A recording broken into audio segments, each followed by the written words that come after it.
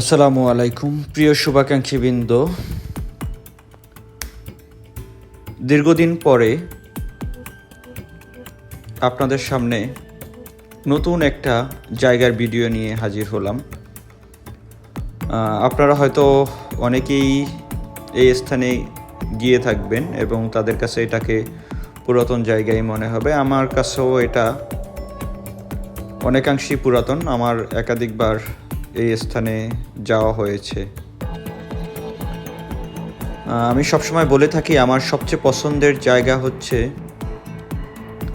সাভারের বিরুলিয়া খেয়াঘাট। আজকে হচ্ছে আমি চলে আসছি গোলাপগ্রাম খ্যাত সাদুল্লাপুর। এটা সাভারেরই একটা এলাকা যেটাকে সাদুল্লাপুর নামেই